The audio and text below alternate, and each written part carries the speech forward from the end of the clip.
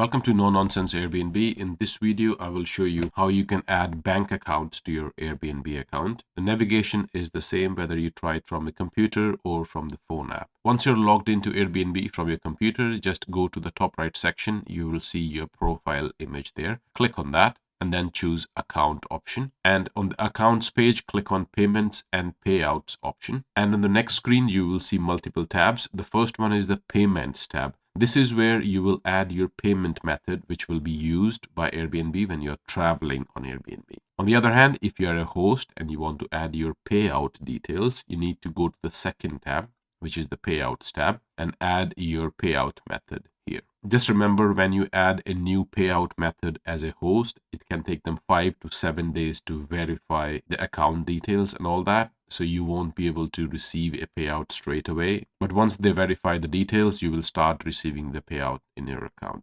I hope you find this video useful. Please do like and subscribe to my channel and leave me a comment if you would like me to make a video about something which is troubling you. Have a wonderful day wherever you are. Until next time, bye-bye.